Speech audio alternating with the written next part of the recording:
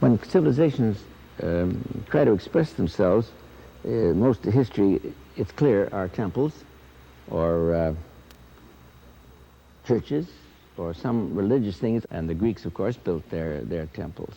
The Gothic people built their cathedrals. We build skyscrapers, and it's an American thing, because what other culture cares enough about business to want to make that the bid for immortality?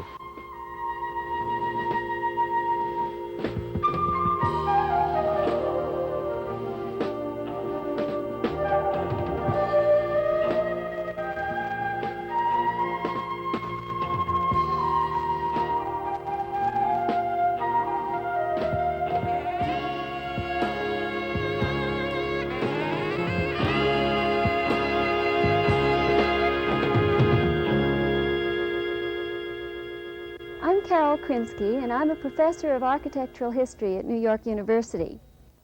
In this half hour, we're going to look at two skyscrapers. Penzoil Place by Phillip Johnson in Houston, a cage-like structure, and Price Tower by Lloyd Wright in Bartlesville, Oklahoma, a building built like a tree. Most skyscrapers are covered cages. Let's see where the cage came from. Start with a simple building made of brick or stone. The long walls hold up the roof, so it obviously isn't a cage. From that came the typical commercial building of the early 19th century. It's just the previous one stretched to 6 stories, the usual height limit before elevators were introduced. The floors and roof are held up by the long side walls. If you wanted to expand your floor space, you could double the width or triple it or whatever, but without the center supporting wall here, the building would have collapsed. Then, factory builders who needed wide floors began using timber columns placed fairly close together as a substitute for the interior wall. Here is the first step toward a cage. They also introduced the hoistway for lifting supplies. Later, builders found that smaller cast iron columns could hold up as much as the timbers. In addition, the facade could become just a metal screen. That's because the short end walls don't hold up the floor as the long side walls do. Finally, the building was transformed into a complete cage. When structural steel became available late in the 19th century, it could be used for all columns and beams. Inside the building, the number of columns could be reduced. Outside, the walls could be little more than framework plus glass. At the same time, the passenger elevator became common, coinciding with the demands of American business for larger office buildings. But the earliest steel cage skyscrapers didn't reveal their structure. Like the Woolworth building, they were usually dressed in a thin coat of masonry. Building owners thought brick or stone looked more monumental. After World War I, the German architect Ludwig Mies van der Rohe designed a visionary glass-enclosed tower. Though the technology to build it wasn't available then, after World War II, the American developments of thermal glass and central air conditioning made glass-walled buildings practical. Mies himself then developed his early design into towers which expressed the steel cage structure. The Seagram building, designed by Mies and Phillip Johnson in 1958, has been the model for office buildings all over the United States. Penzoil Place is a recent example. Lloyd Wright was also influenced by Mies's design. In his St. Mark's Tower project of 1929, he chose to develop Mies's tree-like structure, free of columns on the outside walls. From that came Price Tower, with its floors balanced on a central stem. Architect Jim Morgan visited Price Tower in Penzoil Place. Producer Candida Harper narrates. Harold Price Sr., founder of the H.C. Price Company, started as a welder in a one-room shop in Bartlesville. By the 1950s, his company had completed the first transcontinental gas pipeline in the United States, and the Price Company was rapidly outgrowing the space it occupied in a local bank. We had a surplus of cash, and we wanted to build our own building. We didn't like what we saw in the community, the boxes that were being built. We thought, since we're a family-owned business and we can make our own decisions, we ought to do something nice that was a little different than what we'd had in Bartlesville. Harold Price Sr. began his search for an architect. His sons, Harold and Joe, brought back from the architecture school at the University of Oklahoma the name of the legendary Frank Lloyd Wright. My father especially got along very well with Frank, and they became very close friends. We told Wright what we wanted, and he talked to us for a while and says, well, he said, you don't need a two-story building. He says, why not go up? Let's have a tower. He said, it won't cost any more. He says, you have elevators and all that. And not knowing any better ourselves about architectural costs, so we told him, fine, go ahead. Wright, by the late 20s and early 30s, and in his great work of the 30s, is an international style architect in the larger sense of the term, not in the restricted sense, because the influences that he had directed to Europe from 1910 onward had come back to him when he needed them very badly in a critical time in his life, and he learned from what his earlier influence had played a part in developing in Europe. The example of that is Mies. He owes a lot to Mies's great project of 1919. Like the Wright buildings, it's very prismatic, it's sharp-edged. Like the Wright buildings, it was of bearing walls that would come up all the way through it, from which slabs would be cantilevered, so the outer walls could be purely glass. I don't think Mies's was buildable, probably. It went way out there in space. But that great project of his, in that beautiful drawing at the Museum of Modern Art, you know, where it just comes in and bursts into the old world with an absolutely new scale, all glass and sharp-edged and shining. I feel very fortunate to have been, to have served a certain time of apprenticeship under Mr. Wright, one of the most fruitful periods of my life. Well, I was Fay Ewing Jones, Dean of the Architecture School at the University of Arkansas, worked on the drawings of Price Tower in Frank Lloyd Wright's studio. He shared with us his knowledge of the building. Even though this is seems to be quite a complex form in the overall, the structure is really a very simple concept. It's essentially 4 blade-like thin bearing walls that are set into a kind of X or offset pinwheel arrangement. So they form the vertical supports of the building and divide the spaces into 4 quadrants.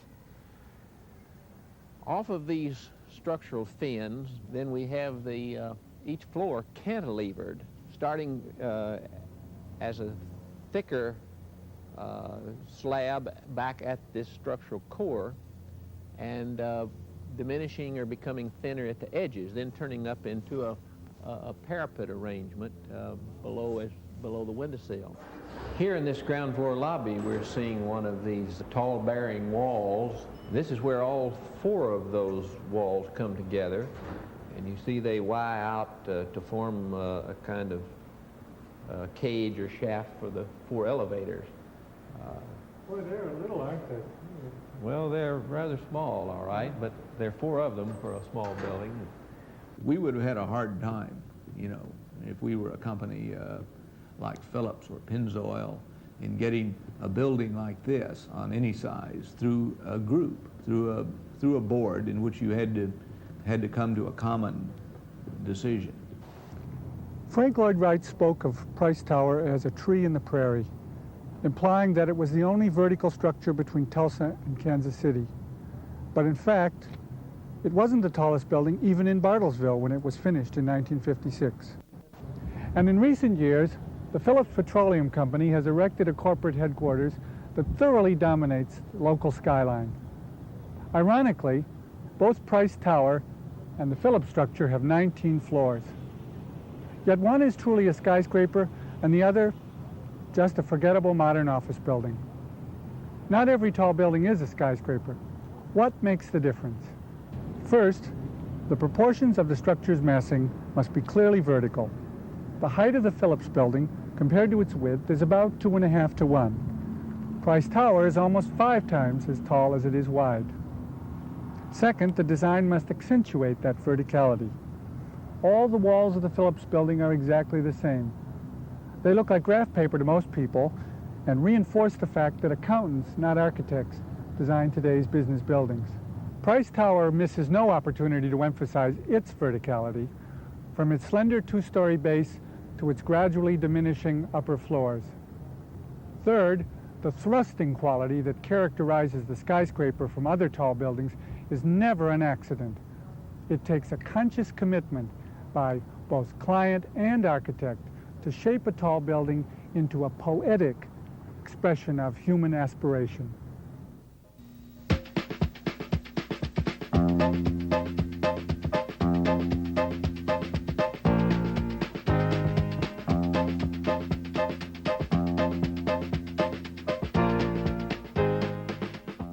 Houston, Texas, boomtown, USA, America's fastest growing metropolis. The center of Houston has for me a quality that I don't think New York ever did. Here's quality being a model. And all these towers stand there, and then going as far as the eye can see out into space, you have suburbia. And in the center you have this unpopulated set of pristine, clearly enormously expensive, beautifully put together buildings. It's a curiously empty feeling. I don't feel in it the passionate affirmation of individuals in competition with each other. I don't know anything about the oil business in that sense, but that you've always had in those New York skyscrapers. Something else, something terribly, terribly empty, it seems. Unlike Price Tower, the buildings that have sprung up in the center of Houston over the past decade did not grow out of the close collaboration of corporate clients and architects. They were spawned by speculative developers, people who are responsible for marketing their products, office buildings, to American corporations. A developer finds a site, arranges financing, constructs the building, and leases space. Gerald D. Hines is one of the biggest developers in Houston. He's built more than 23 million square feet and was the catalyst for the construction of Penzoil Place. In this particular situation, we were tending to an overbuilt situation in Houston with 3 to 4 million square feet of space coming on the market with possibly only 1 million square feet absorption per year, or 500,000. So we could have had a 6 or 7 year supply. And our determination at that point was... That's a supply waiting to be used. Yes. New York has that problem today. And so we felt, with the major tenant, that it was a particular...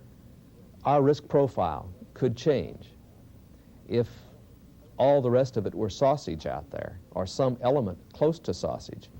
How do we create a Tiffany jewel that then distinguishes itself? Well, it's a complicated thing, designing a building, and explaining it is harder than doing it, of course, because we architects don't put things into words. We just start right out with the shapes, and we think of the words afterwards. This is a building. It's perfectly square in plan, so I had no trouble starting, and one side is perfectly plain. Then I started carving at it. You see, push this up and that up, and then we twisted the tops. You see, making sort of a parrot's beak, a twisted like that. It's sort of, as you drive by the building, it does that also. It turns itself and twists the top. Then, for excitement, we cut the whole block right in two.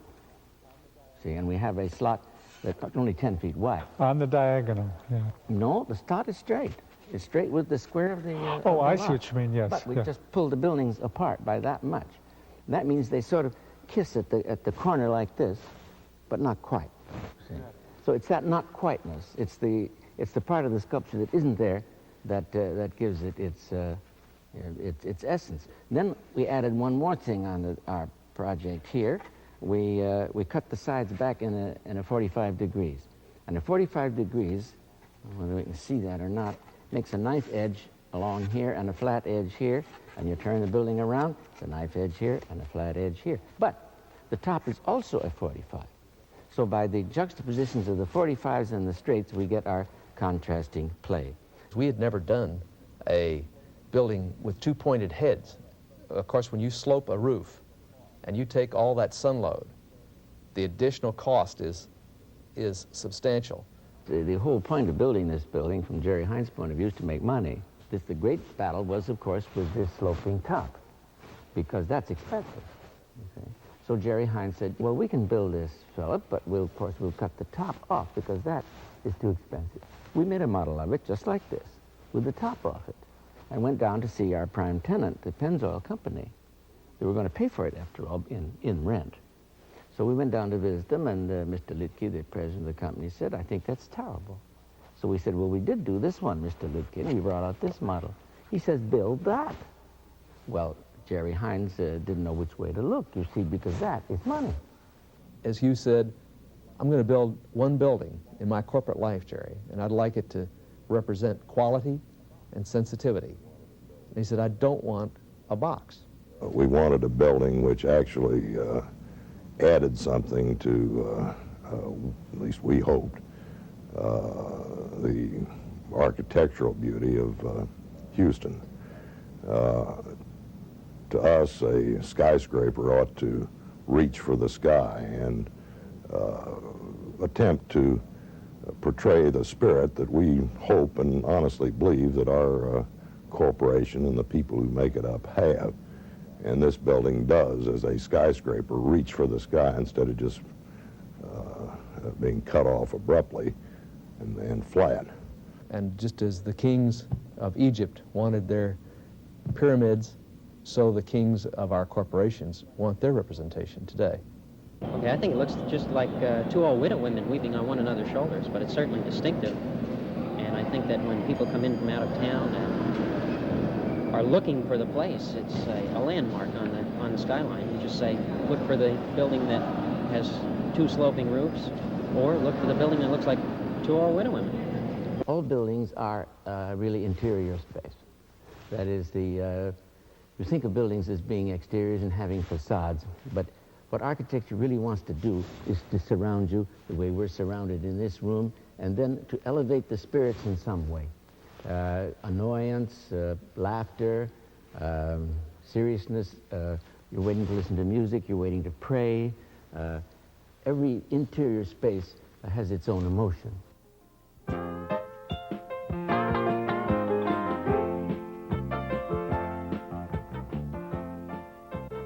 The office was occupied originally by my father until his death in 1962. And everything in the office was designed by Wright. When we first moved in, the greenery wasn't quite as lush as it is right now, but it's grown over the years, and I guess it's in need of another trimming as I look around the office. The mural was designed by Gene Mosselink under Wright's supervision.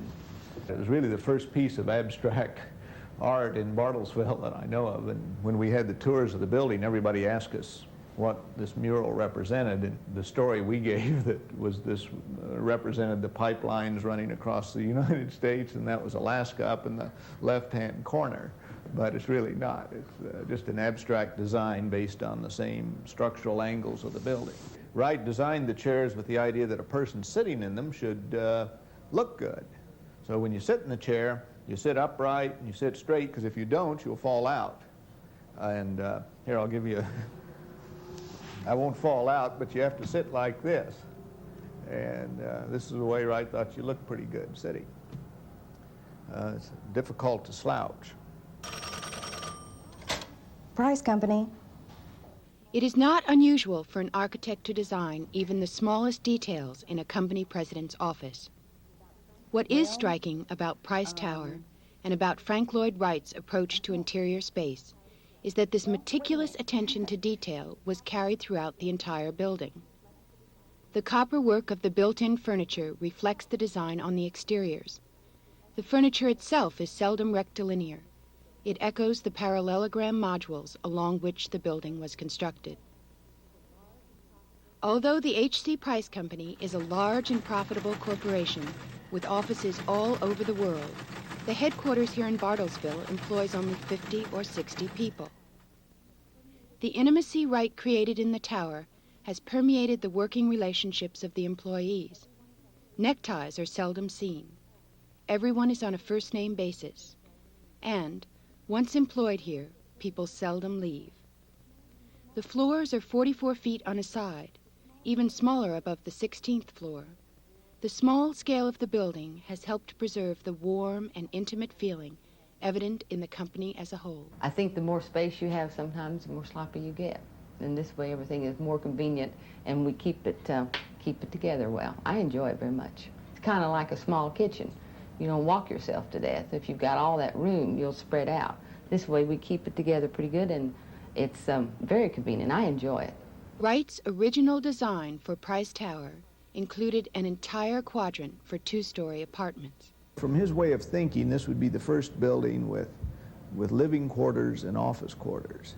After the building was finished, and we couldn't find anybody who would pay, I think we were asking $285 a month for these 2,000 square foot apartments. And in fact, you know, everybody in Bartlesville lives in a home. It's hard to find the affluent group in the community that wanted to live in an apartment in 1955. Over the years, the needs of the Price Company and the tower's other tenants have changed. All but 2 of the apartments have been converted to office space, and many of the offices have been divided up into smaller rooms, evidence of the building's flexibility. Other tenants in the tower include doctors, lawyers, and other professionals. Dr. G.L. Norris has occupied 2 quadrants on the 4th floor for the past 4 years. The very name of the tree on the prairie intrigued me. I was amused by some of the shapes of the rooms as they developed, and you'll notice that one of the rooms has a very small doorway. I use that as a guide for taking care of obese patients. If they're too fat to get through the door, then I tell them they're too fat for me. We asked Dr. Norris if his patients ever commented on the space. Yes. Once in a while they'll say, I love your decorations, but I wish we had more room for a deep breath.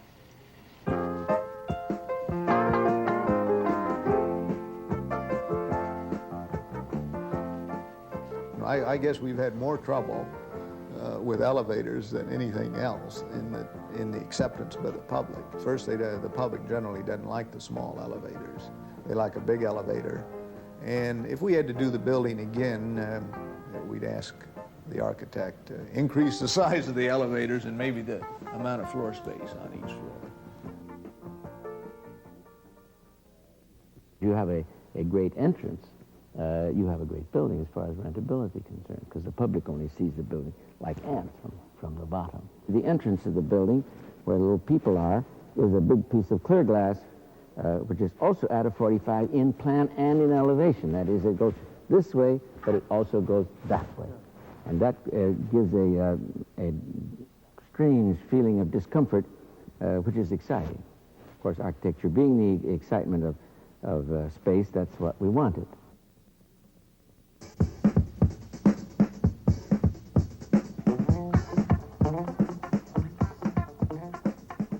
What I'm aiming at is getting you into your office up on the top, you see. So I'm really aiming you at a dead-end little cul-de-sac of an elevator lobby. There's no question that's where you have to go. So to get some thrill, any disorientation, anything that gives you a plain kick in the pants during that trip is bound to be a plus. See, I'm not going to kneel at the end of this. I'm going to get into a perfectly horrible little cage and be compressed like a sardine for a few minutes, suffer acutely if you're claustrophobic like me. And so I know that's going to happen, but in the meantime, you might as well get some excitement. So by going up 100 feet and cutting in from 100 feet wide to 10 feet wide at the same time, it's rather like a zoom lens.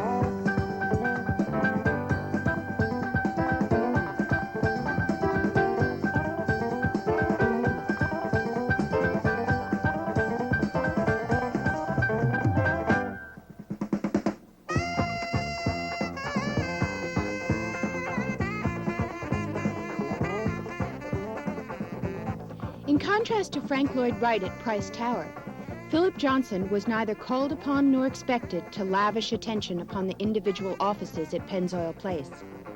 Here, each tenant hires an interior architect or designer who lays out the floors according to the client's needs.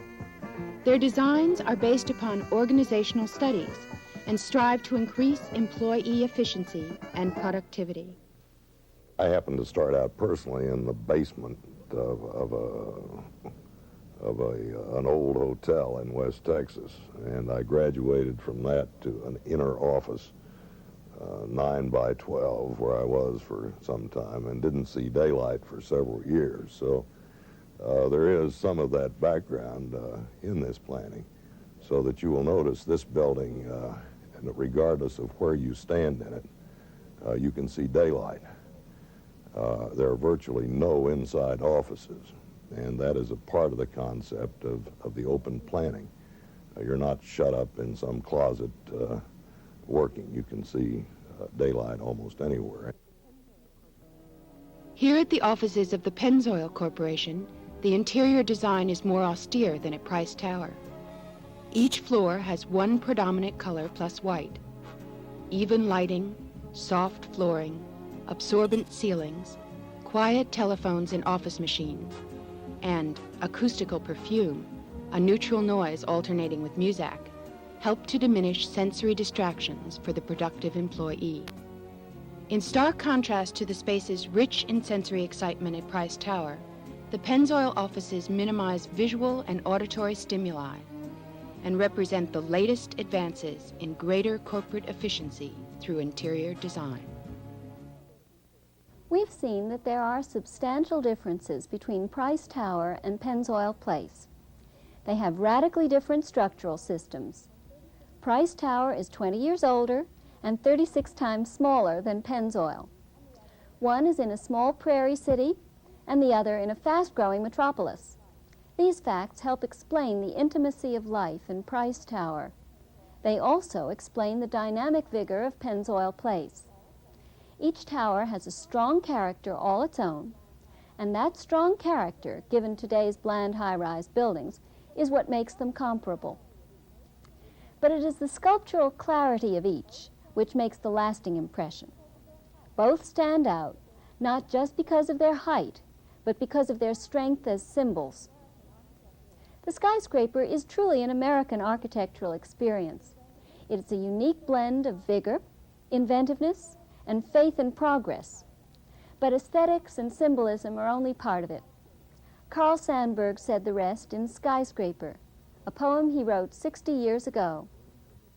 By day, the skyscraper looms in the smoke and the sun and has a soul. Prairie and valley, streets of the city, pour people into it, and they mingle among its 20 floors and are poured out again, back to the streets, the prairies, and the valleys. It is the men and the women, the boys and girls so poured in and out all day that give the building a soul of dreams and thoughts and memories. Dumped in the sea or fixed in a desert, who would care for the building or speak its name or ask a policeman the way to it?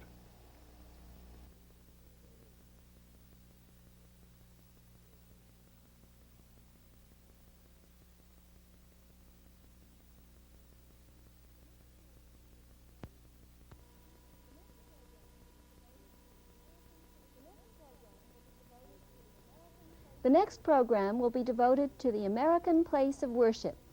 Please read Chapter 27 of the study guide for the course. For those interested in additional reading, see Chapter 12 of Forms and Functions of 20th Century Architecture by Talbot Hamlin.